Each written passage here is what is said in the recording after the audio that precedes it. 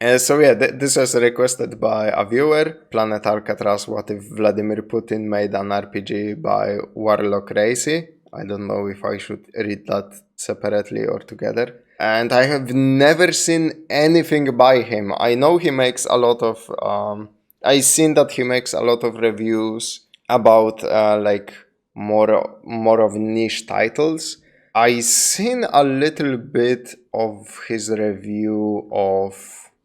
It's literally at the tip of my tongue. It's killing me that I can't remember the name. Whatever. But yeah, I clicked on his channel and he does a bunch of reviews of like niche titles. Let's get into this and see what Russians were cooking up. I'm assuming it's Russian. I don't really know if it's some other country. Then sorry for misidentifying it.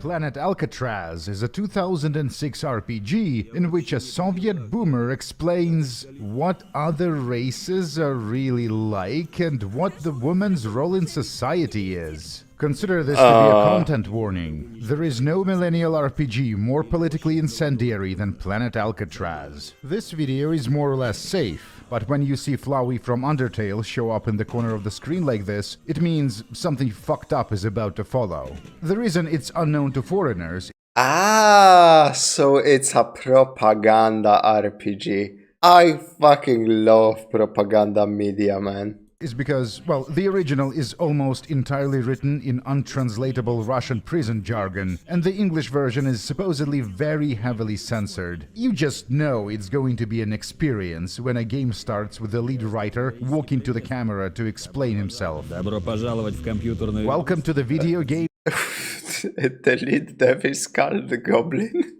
What? Planet Alcatraz. The game is masterfully created based on a book I wrote. The book is about the difficult fate of the Special Operations Brigade Deadhead, best commandos in the galaxy. The game is also about these wonderful people. The man in front of you is Dmitry Goblin Puchkov. He is responsible for this game. Okay, Goblin is nickname, obviously. For a second I was... His fucking last or second name is Goblin? What? No, that's a nickname, that's why it's in the middle.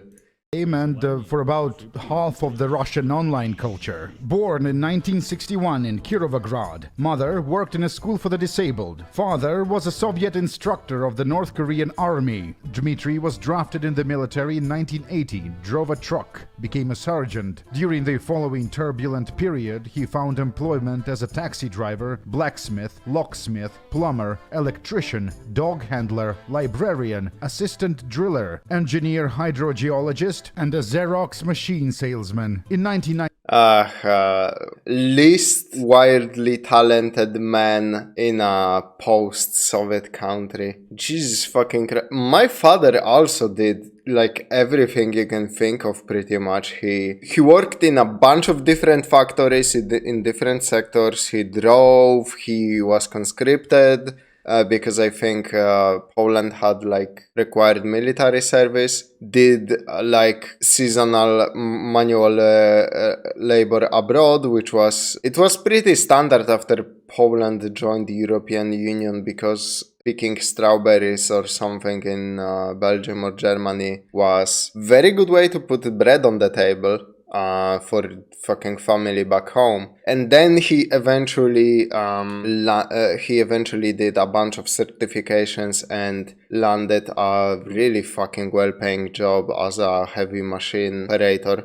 And then he drove like fucking bulldozers and steamrollers and other stuff for on German construction sites. So many people like from my family will kinda live next to the border with Germany. So many people from my family like have a bunch of different specializations, know like at least 3 or 4 languages. The fall of Soviet Union was a crazy fucking time period from everything I heard from like my parents, because obviously like I was a child when that was happening. I felt its consequences, but I didn't really understand it, so... And I can only imagine what was happening in fucking Russia, which was like the literal epicenter of its fall.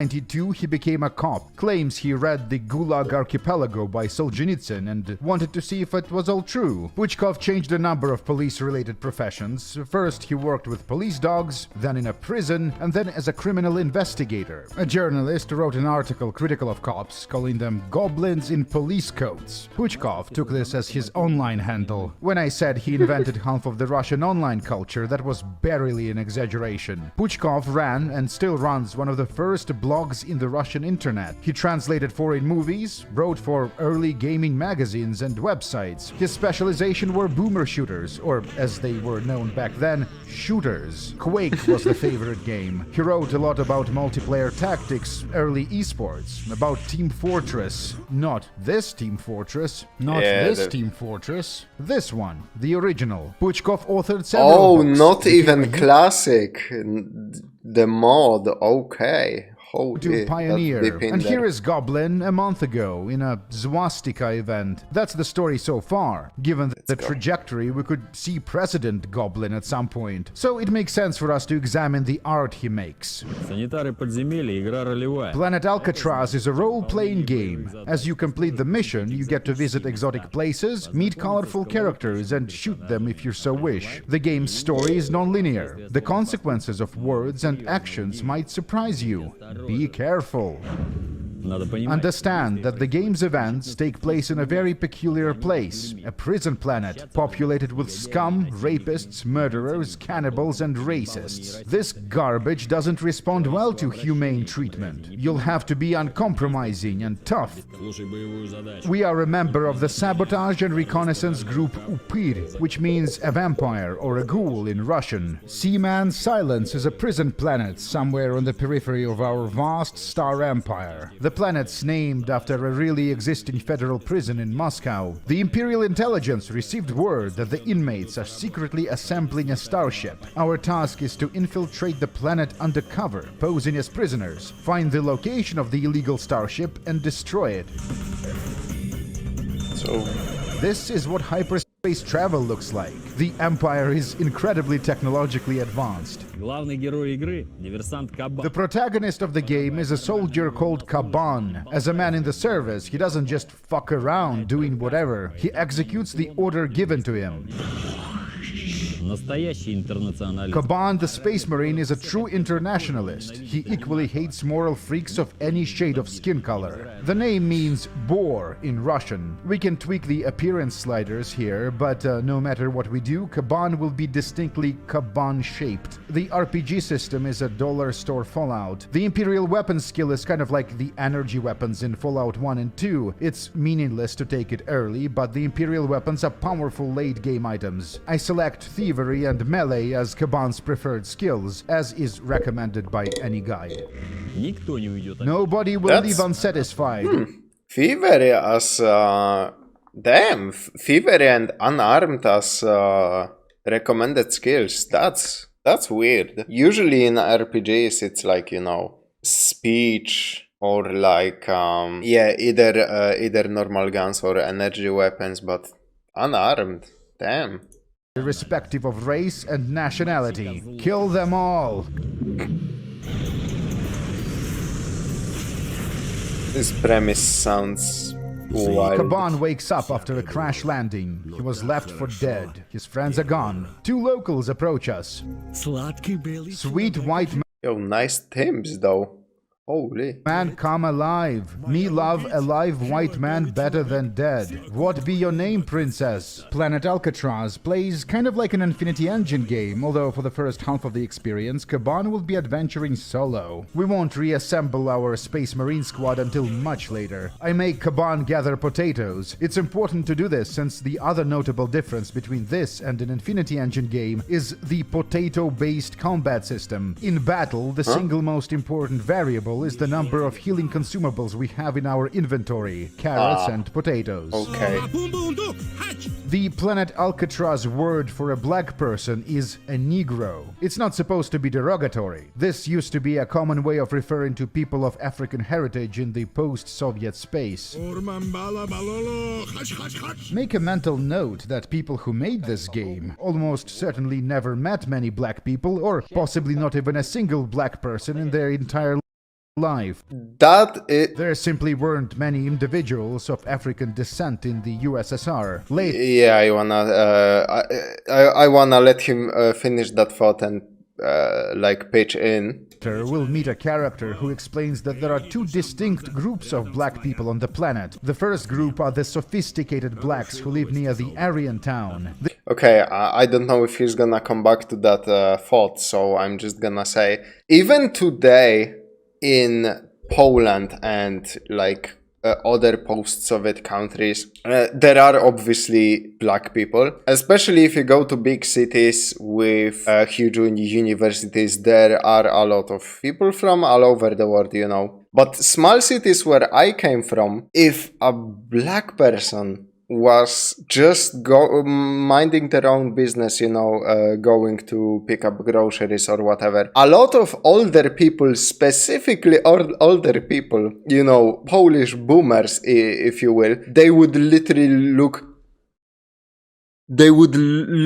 at him like that. I literally saw there was, I think, a son of an American soldier stationed in Poland was going to the same school as me, and he was black. And we were still very, very fucking young. And I remember it was so wild to me, all the looks he got while just going down the street. I never fucking understood this. Obviously, when I grew up a little, I knew why they were looking at him. But yeah, that's true. People of color make up such a minuscule, the smallest micro percentage of population in places like Poland. I assume Ukraine and Russia are exactly the same in that regard. Obviously, the closer to modern day you are, the less true it is, because there's constantly something going on. Like in my small town where I came from, I know that before I kinda moved out, a lot of Americans came to live there for some time, to be stationed there or train or whatever, and they brought their entire families, and a lot of them were black. So a lot of people, a lot more people of color were seen around my small shitty town. So as a person of color you wouldn't get so many looks, but still it's hard to explain to foreigner just how alien black culture is to a fucking Polish boomer. Basically what Warlockracy said in this video is true. Most of the developers working on this game probably never even seen a person of color in their entire fucking life, in person, of course, not on TV or whatever. They seem to have been modeled based on Russian understanding of what the African-American culture is like. And the second group are essentially just European colonial stereotypes, like the old ones from the Age of Sail. Members of this community are portrayed as stupid, they believe in magic spells, and are too dumb to speak the human language properly. Another major ethnic group are the Asians, or the Chinamen, like the game calls them. They dress in Japanese clothing, use weapons from the Teenage Mutant Ninja Turtles, and say L instead of R. And then, much later, we'll meet the Aryans, who dress in Wehrmacht uniforms and occasionally use German words in dialogue. The Aryans are hated by everybody, by the Asians, blacks, and even other whites. A white man from a flying box. My spear will beat your spear. When the game disrespects someone, it makes fun of the way they talk. As we are about to battle the inhabitants of the little tutorial camp, the two survivors from the pod are about to make their escape. It's a little confusing, but these two are not our squad members, just some random inmates that arrived with us. Stop! I came here for you, victims of justice. My name is Hamster, and from now on you are my daughters. Move it, mutants. March! It's important to avoid getting surrounded, because even weak enemies can stunlock you. Doing battle is the only way of achieving victory. How can you get fucking stunlocked? In a game like this, that's a little confusing. In battle, says Kaban the philosopher. The inventory management mechanics are fairly sophisticated, more so than combat. You can play dress up, there are several layers of clothing, kind of like in Morrowind. Most of the early game guns are one-shot improvised firearms, like the pipe weapons from Fallout 4, except these are discarded after use. Back when they were making this game, there was this popular movie about a veteran of the war in Chechnya going to New York to take revenge on an American businessman. The movie had a scene with an improvised firearm that looked very similar to the ones featured in the game. The final thing to do in the tutorial is to kill the gorilla monster. Thanks to all the carrots we collected, this is trivial. Браслеты ослабь, у меня руки затекли. Kaban managed to surprise the mysterious man from earlier, but then he himself gets surprised. Promzona means industrial zone. It's a walled prison where inmates work until they die. A gulag. I like this concept art a lot. The ghouls in charge collect the disoriented prisoners dropped from orbit and work them to death, making something. So, we only got 3 of them? From a full drop? The chest fell hard. Many got crushed. There was a squabble. We got whoever we could. No reason to squabble over this one. Don't you see he has a stage 3 syphilis? The zone is huge, and this is just one area out of several. Feels a little over-designed. This is not the world map. This is the Promzona map. It's basically a city. Our goal is to escape. In this dialogue, we can choose to either be polite or rude to the guard, and this is the single most important choice in the Promzona. If we talk shit, they put us in the isolation, where we meet this guy, who tells us about his escape plan. If we follow this branch, we eventually become a local electrician, I think. But if we are polite to the guards, who are very clearly a privileged caste in the gulag, we can become one of them. So, be rude, become an electrician. Be polite, become a guard. You can't claim the choices here don't have consequences, except the sad consequences are a little random and arbitrary. Hey Goover, a new arrival is extra confrontational, not accustomed to discipline. We thought he was your kind of patient. Let's appreciate just how good the combat theme is. It's energetic and, I don't know, ironic, fits the tone of the game well. Unfortunately, Planet Alcatraz has very few music tracks, but a lot of combat. We'll be hearing this track a lot. The main issue I have with this place is that being a gulag, it's very bland visually. But the game suddenly became a lot more fun once I learned that you get experience for stealing items. It's very easy to steal crap from other inmates, and you get XP per item based on its value. I got 2 levels in 5 minutes. Damn, that's honestly pretty in-depth. Usually stealing is such a fucking afterthought of a mechanic in most RPGs. Like, I never ever had to steal anything in my entire run of Fallout 1 and 2, for example. The only fun thing to do that had to do with stealing in Fallout 1 and 2 is that you could put a fucking bomb into someone's pocket and start the timer, and they just fucking blew up. It was great. It's an actual functioning industrial facility. And this is what they make here in the Gulag. Guns. We are asked to test fire some of the designs and then give our opinion on them. Kaban is a space marine, so he's knowledgeable in this kind of stuff. Selling all the garbage we stole, becoming a Promzona oligarch. The assets in the mine, all the garbage we stole. His inventory, oh my fucking god. It's just it's potatoes. I'm assuming some kind of vodka or beer. What is that, bread? And fucking carrots and mushrooms. Oh my god. Becoming a Promzona oligarch. The assets in the mines feel like they were borrowed from another game, which they might have been. Planet Alcatraz was made on the engine of Dawn of Magic, a fantasy RPG that looks like this. And here is a screenshot of a very early prototype with sprite graphics. I like this style. This is the engine Knyaz was made on, another little-known fantasy RPG. Promzona is multi-ethnic. The leader of one of the black factions is called Snowball, which is a Stanley Kubrick reference.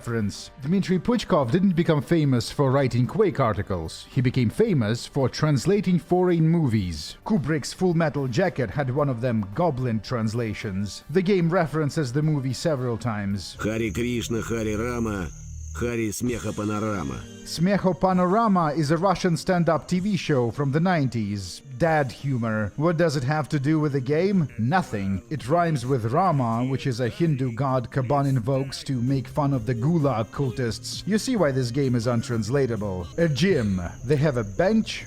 Yeah, some things just have too much to do with the culture to make the jump from one language to another. You need to be an excellent translator to be able to translate shit like this. That's why the woman who translated Shrek into Polish got an award for how fucking amazing her translation was, because a lot of things said in Shrek reference, of course, fairy tales and childhood stories and whatever. And some of those are different in Polish, and like those were worked into the story so fucking good that some of the scenes in Polish Shrek are entirely different, have completely different context and meaning than those in English Shrek. So I also fucking hate the dubbing for English.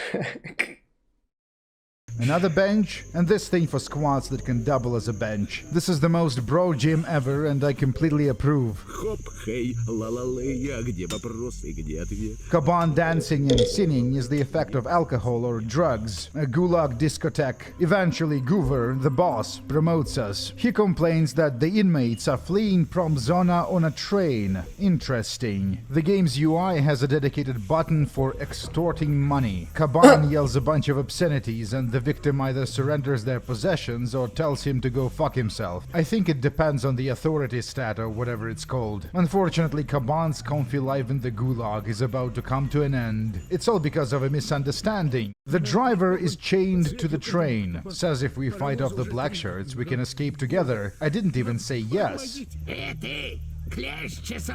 Hey, you scabic mite! Who give you permission to come near the train? We are under orders to kill for this kind of shit. Brothers, we have another Aryan spy! Get him! The guards don't stand a chance, cause we're so over-leveled thanks to all that pickpocket XP.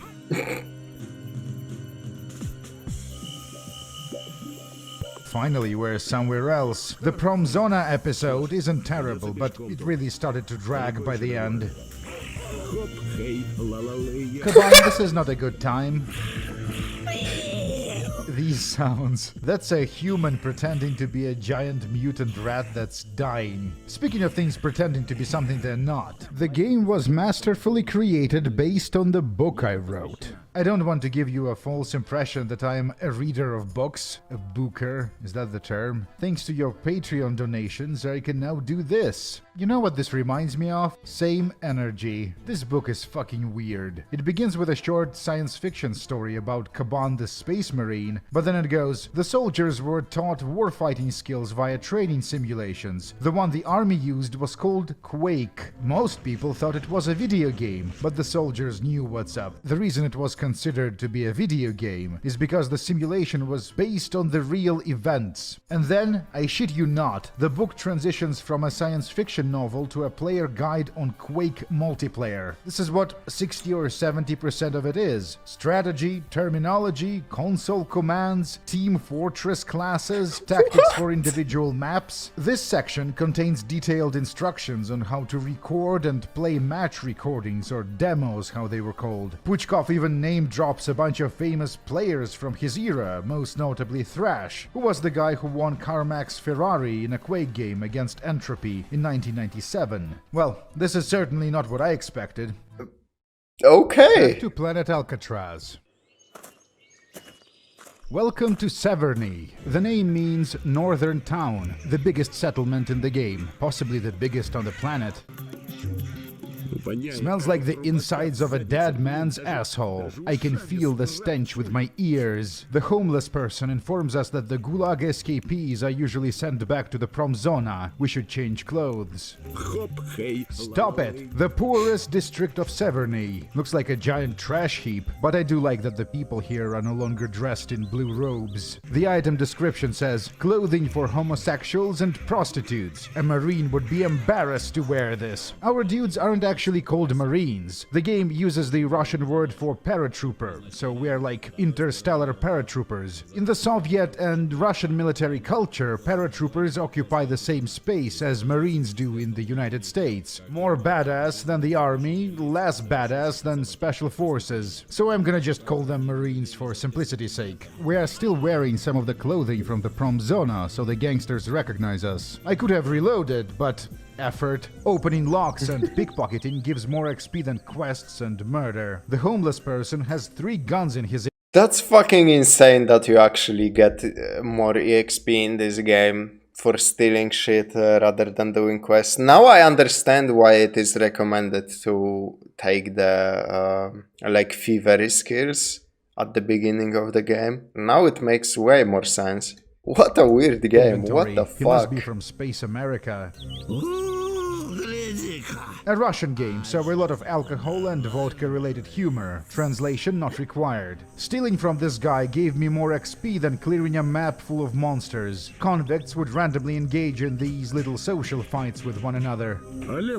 We're looking for the hijacker of the Promzona train. Do you know anything about this? We should move on. A dozen stalls in the market district, and there is a dedicated vendor selling sexy clothing. Еще один к тебе, черныш. His fucking outfit!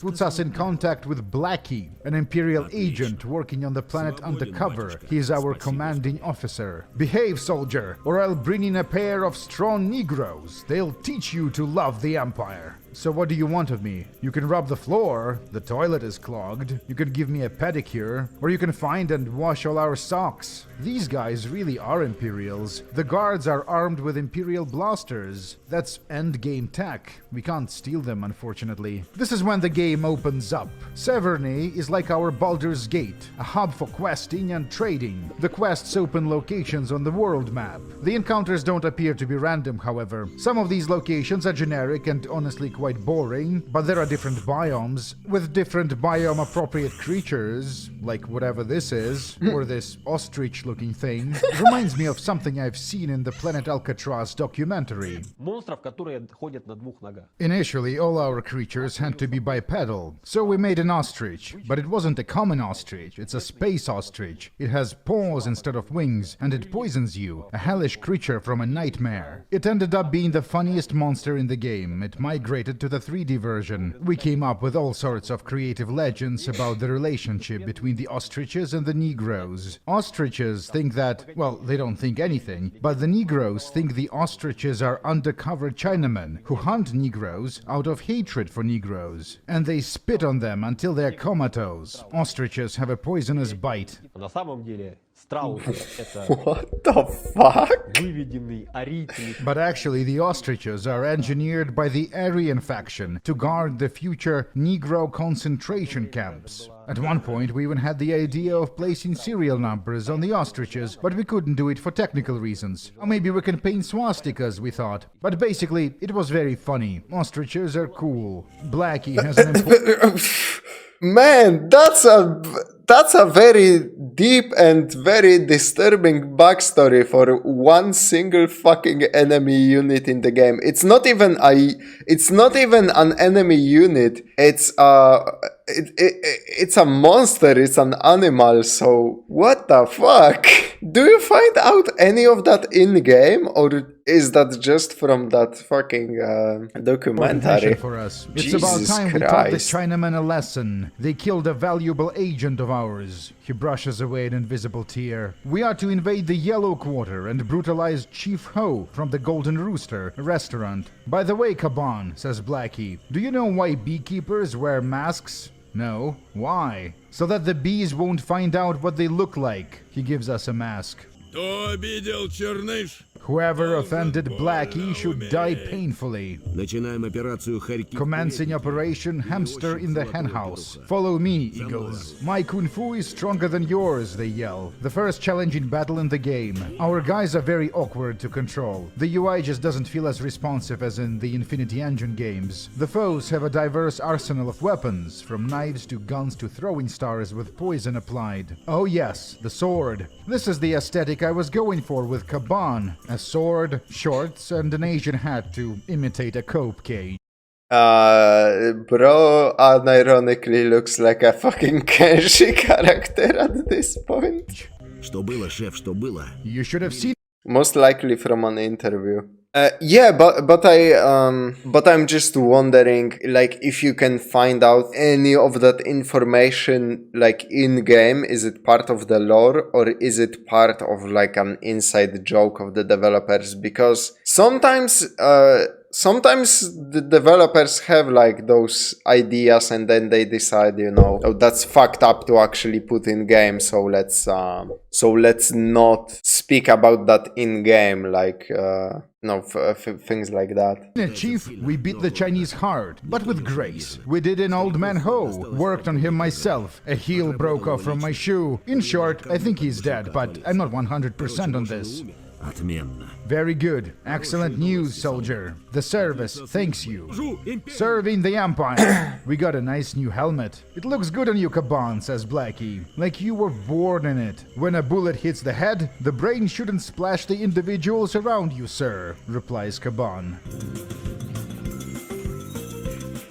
The White Quarter. I love the music. The locals dress well. The roads are paved. You can target individual body parts, just like in Fallout. Critical strike in the head means decapitation. Just look at us. The prestigious gentleman Kaban. This is not canon, by the way. Kaban hated men who dress well. He never considered them to be people, since they knew neither life nor the service, and were made out of material fundamentally different from what he was made of. Kaban thought the material these wretched creatures were made of was dog poop. The writing in the game is better than in the book. A plantation on a prison planet. It is with a heavy heart. I can't get over that book. What the fuck was the purpose of that book? It's probably the role they gave ostriches but didn't add that to the game. Yeah, that's what I would assume. That I must announce that white people are at it again. Yet to meet a single woman character that wasn't a prostitute. Furious Fist. A fighting ring. The African trainer here can increase our melee skill for 10,000 bucks, which I think is a good deal. This young man's fiancée was kidnapped by thugs and brought here to the planet as a female slave. Worry not, my dude. Kaban is a protector of womenfolk. Or not? На выход вещи. Head to the exit. Leave your things here.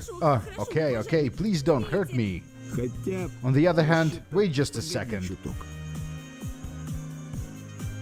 And then he fucks her. There is no player input. I thought about removing this segment from the video, but then if I did, it would misrepresent what kind of game this is. Kaban takes a piss on the floor of the brothel, and then tells the woman she should leave, since this is now a man's restroom. What a strange emotional curve this fucking game has. From jokes to pogroms to jokes again to sexual violence to jokes. Модель остался артист. The church of whatever the local religion is called. I'm not even sure how to fucking comment on that.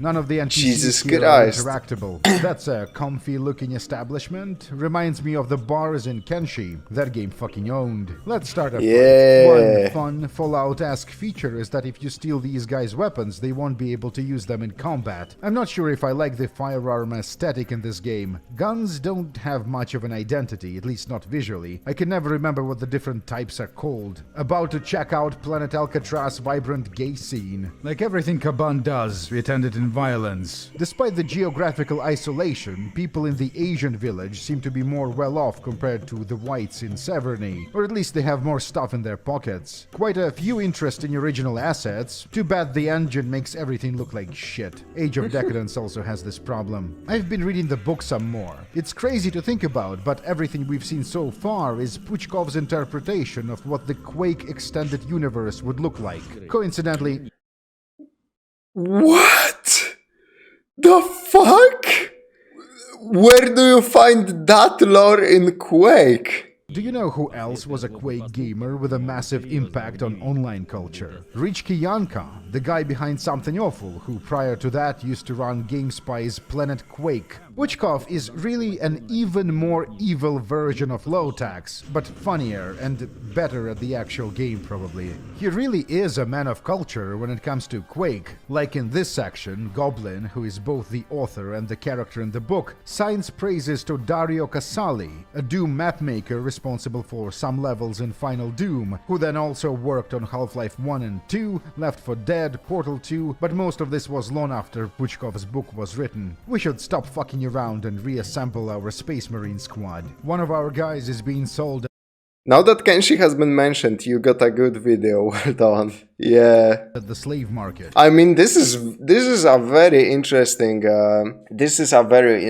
game because it's from a culture. It's not from a culture that's alien to me, because a lot of countries in the Eastern Europe who were basically ruled by Soviet Union have a lot of overlap in their cultures, even if they have different languages and whatever. So like culturally I can understand where a lot of this game is coming from and what the creators meant and whatever. But yeah, this game never made it here, obviously, because like he said, it's impossible to translate this game from Russian to any other language. So, because it references specific like Russian movies, translations, TV shows. So, this video is very interesting to me in that sense that I will probably never get to play this and fully understand it. So, getting it translated by a person who I'm assuming is Russian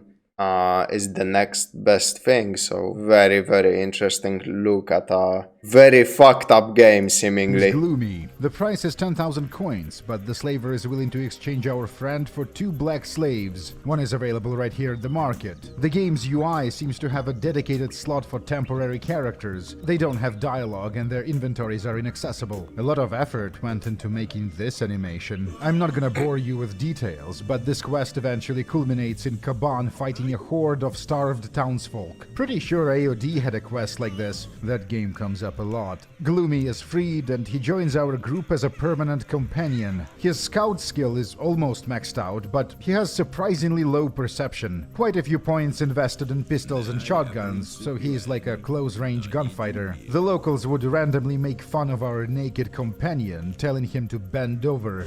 Да, я принципиальный. Yes, I'm principled, but I'm not a moron. One of his idle voice barks. Gloomy marks a bunch of new locations on our map, including this one, an Imperial supply capsule, I think. Kiting, the most dumbass of tactics, breaks many RTWP games, and Planet Alcatraz is no exception. Black people have their own district in Severny, which was just now unlocked for us to visit. This location is called the Dance Floor. The trader here sells rappers' pants, one of the very few places in the game where women aren't prostitutes. Instead, they are factory workers.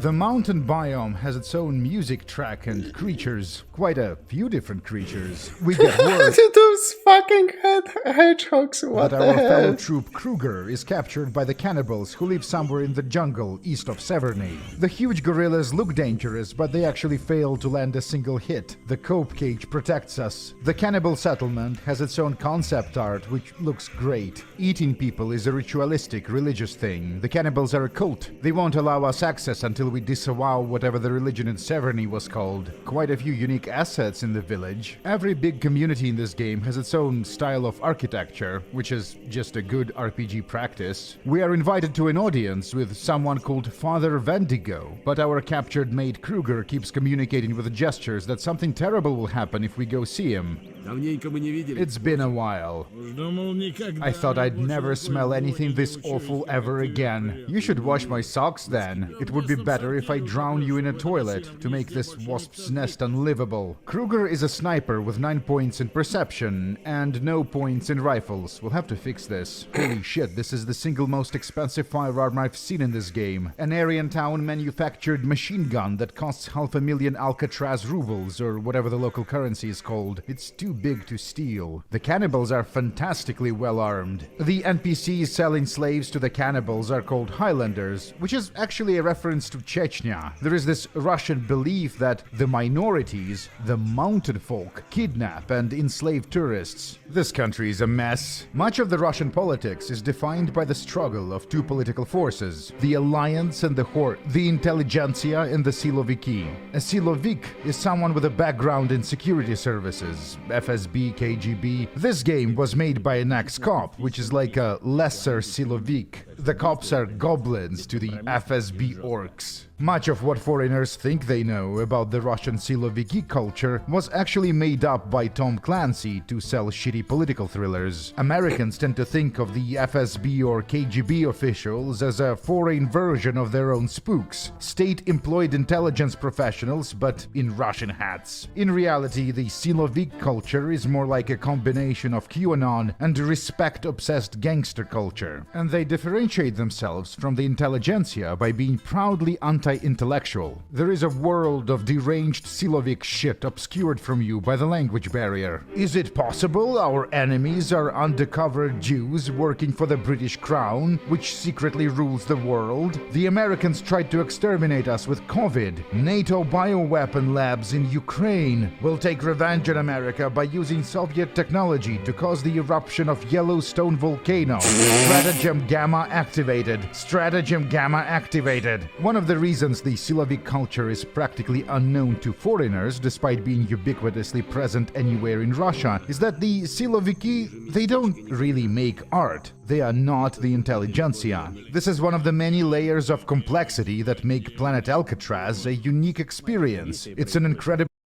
Ah, that's very, very interesting.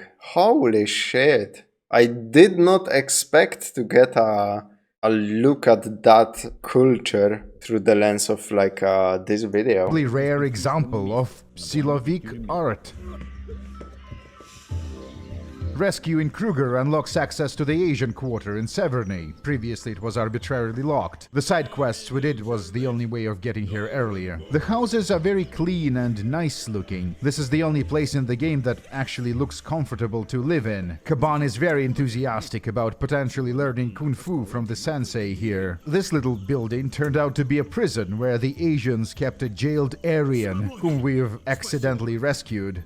Freedom! Thanks, man. The Reich will not forget this. Move it, Uncle Fascist. Get out of here.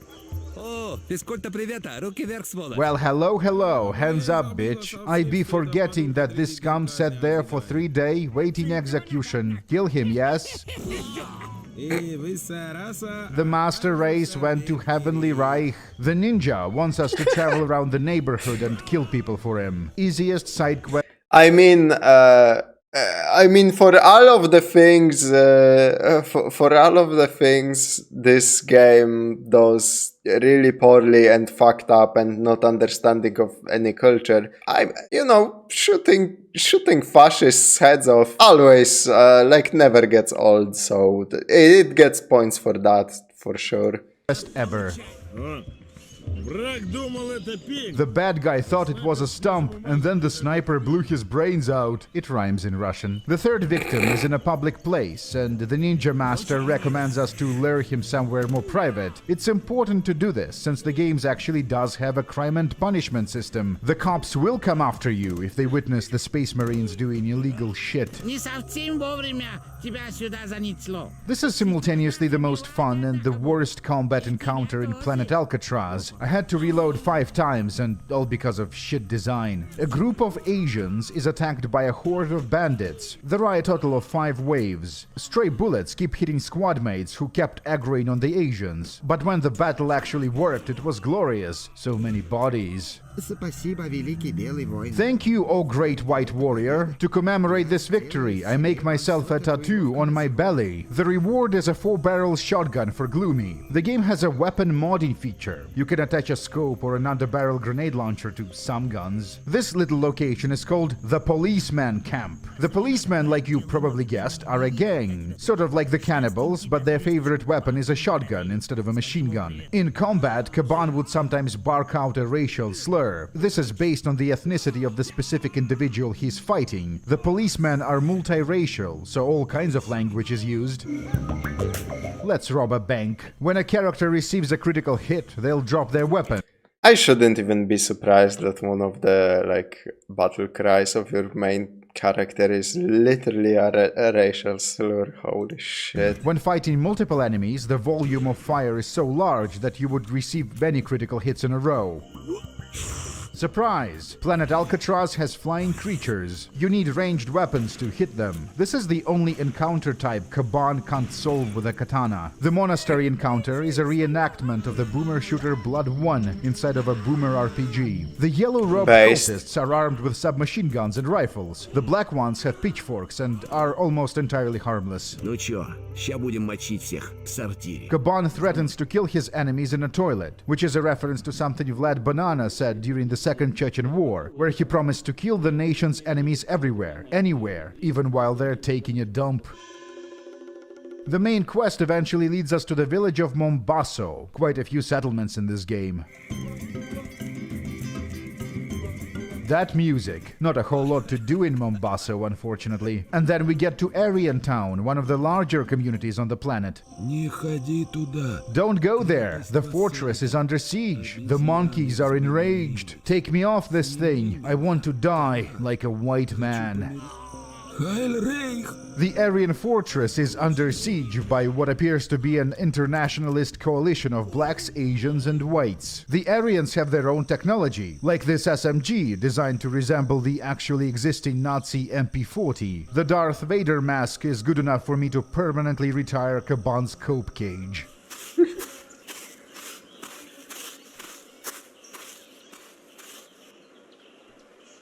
The board says whites only. Товар, однако, есть. We have goods. Allow us inside to trade, master. Читать умеешь? Can you read, you monkey? Тебя написано.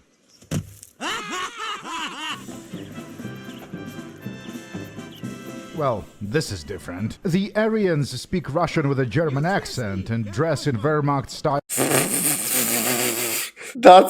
That's so fucking funny. That is legitimately hilarious. Uniforms. It's like something out of a Hearts of Iron mod. The last miss. Man, like they should have gone the route of Metro, where it's like it's a Russian faction of it's a Russian faction of fascists, essentially creating like the Fourth Reich or something. When you make them specifically to resemble the Nazis or Wehrmacht or whatever, and then you make them speak fucking Russian with a German accent, that just comes out funny. Member of our Space Marine squad is kept somewhere in the fortress, but Demon, that's the troop's name, has an escape plan. There is supposed to be a fifth character, but we won't meet him in this game. That's saved for the sequel. The Sabotage and Reconnaissance Squad Upir is reassembled. 4 ugliest motherfuckers on planet Alcatraz. Подходит ко мне иной раз. Sometimes a person would approach me, they would look at my face, and then they would no longer approach me. The Aryan Town is the second or third biggest settlement on the planet. Depends on if you count Promzona as a settlement or not. The comfy, European-y-looking fortress is surrounded by slums where the non-Aryans live. После менингита Meningitis either kills you or makes you stupid. My brother died, but I survived. Barbarossa is a bar and a gun store. They sell very good assault rifles. I still can't tell if this is a very subtle critique of that kind of macho cop military culture or not, because some of the things they are saying are legitimately making fun of themselves, but are also fucking hilarious. So I'm not sure what the intended message of this game was. I think I'll buy one. We need to equip our boy Demon. Frau Gerda here is an extraordinary case of a woman in this game that is not a sex worker. In the wilderness, not far from the city, a Nazi is having a zombie problem. Achtung! It's a catastrophe, a failed scientific experiment. The secret weapon of the Reich went out of control. I don't get it. Are the dead mutants a secret weapon? Yes, oh my god. Basically, our Negro subject suddenly went mad. Looks like we made a mistake dosing the special Aryan medicine. Or perhaps we held them in the gas chamber for too long. Run as fast as you can. Zombies can soak a lot of damage, but are easily dispatched with headshots. Private Kaban himself, look at that. Our people are everywhere. Margaritka here is a member of a woman-only squad. They're sort of like us, but gender-swapped. The Nazis captured some of their number and are using them for their sick experiments. Characters can crouch and lie down. I didn't mention this before because it's a lot less useful than it sounds. The game's difficulty sharply spikes after rescuing Demon. This is uncommon in boomer RPGs. Almost all of them have a reverse difficulty curve. Anyway, this is a sequel. Very true. A lot of RPGs like start off like the starting point is the hardest point, and then like as you acquire more resources, the difficulty just goes away entirely.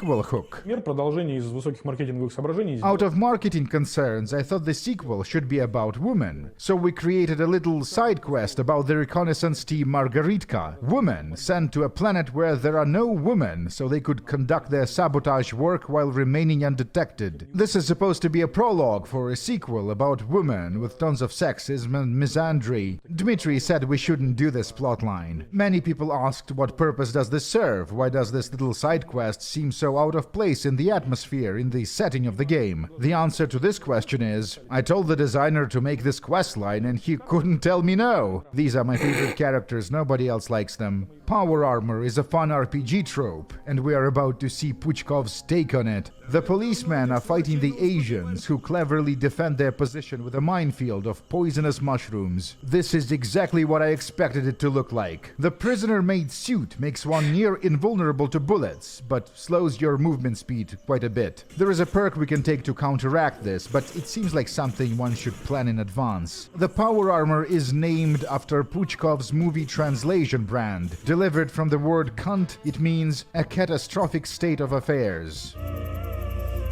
What the fuck? Robots. The armed men are the cannibals, which for some reason are the most high-tech faction in this game. That's why I never got myself to continue with Baldur's Gate 3 because of the reverse difficulty spike. Like the game got too easy at some point, you mean? They must be doing something right. What's the secret? The encounter design is getting more complex. The cannibals counterattack us with power armor troops and grenadiers hiding behind them. This is almost fun to play. Almost. Don't get me wrong. Even if we ignore Puchkov's awful politics, this is a frustrating game few will enjoy. Kalima! The Mombasa locals are trying to resurrect a dead Aryan via a contraption made of ostrich dicks or whatever. I have no idea how we got here. I think I blacked out. Oh my god, it's working! Let's dance to celebrate. Get the snow girl, they yell. Reminder that our team's mission on the prison planet is to discover the location of a starship the inmates are supposedly building in secret. This is an Asian-operated construction site. You're out of your mind, fucking cosmonauts, says Gloomy. We give the coordinates to the commanding officer Blackie back in Severny. He calls the space station Cerberus. But there is a problem. It wasn't a spaceship. It was a spaceship-shaped house the Asian community was building for one of their leaders to commemorate the Chinese achievements in space exploration. Blackie says we're too fucking stupid to work for him. Oh my fucking god. Okay, that's hilarious actually. So we should talk to the Imperial agent in Aryan Town instead. The Aryans are probably the ones building the spaceship, says the agent. They have the technology and they're motivated. We should infiltrate their ranks. It's easy to do since the Aryans are relatively small in number and extremely paranoid about the Great Replacement. They dress up Kaban in a Nazi uniform and give him an MP40. For multiple attempts to get into our city without proper documents. For self-evident racial inferiority. Private Kaban, I order you to commence execution. I don't think there is a way out of this without clicking the prisoners. This is the main quest, by the way. Гер Маршал. Her Marshal, the enemy I think that... Man, I almost feel like there should be like an alternative route for people who don't want to do that. enemies of the city are exterminated. But to be fair, that could have been the idea, and they just kinda ran out of resources. A lot of games also run into that problem, so...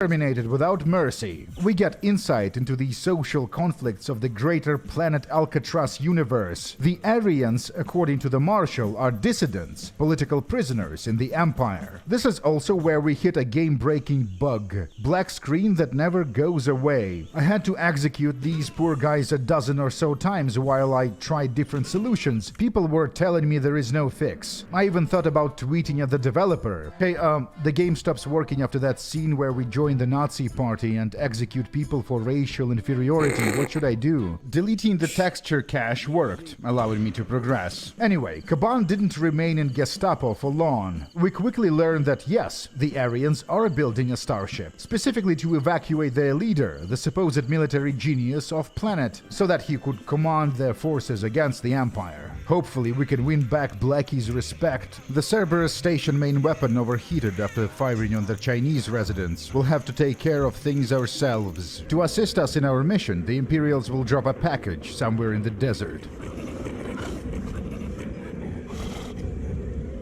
The only ethical characters in planet Alcatraz.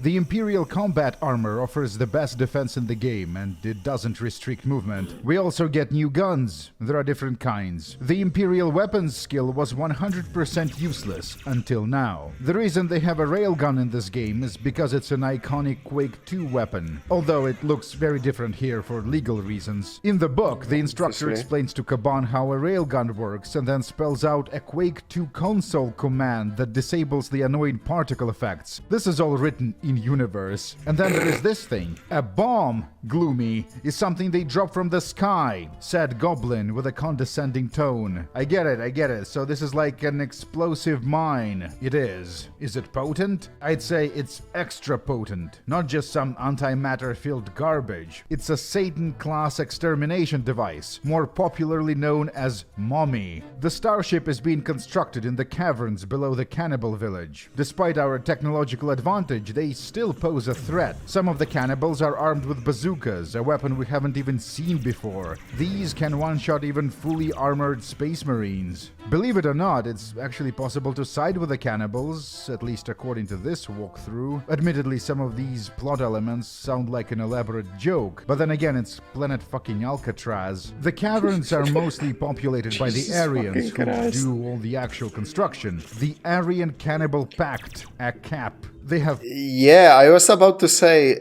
so the fucking Aryans are in cahoots with cannibals. Okay.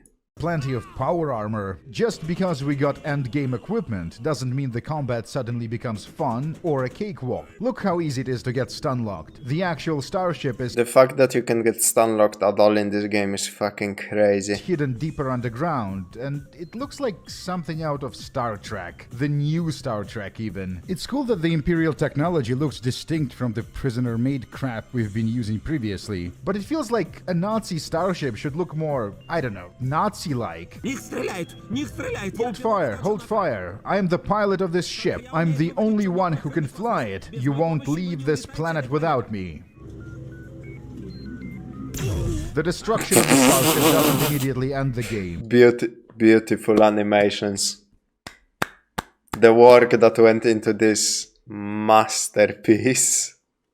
You can still fuck around and finish whatever side quests, but this is a fairly long adventure, 30-40 hours or so. By this point, you probably had enough. The shuttle is sent to extract us. This is the closest thing the game has to an end boss. Access to the shuttle is blocked by a mechanized Aryan force, led by the same genius general they were trying to get off planet.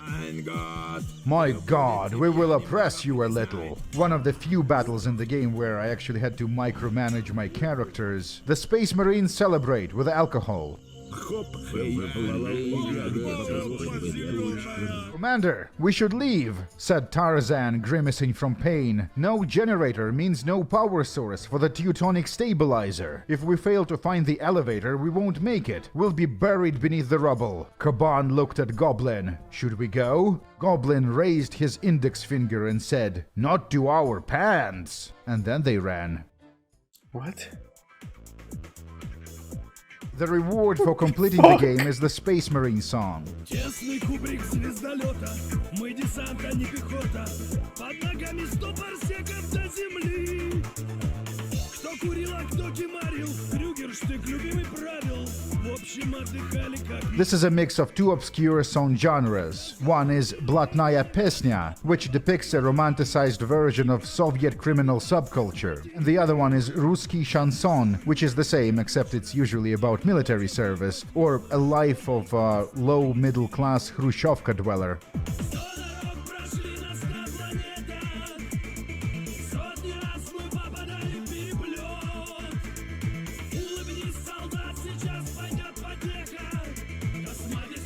I wonder how well this game sold.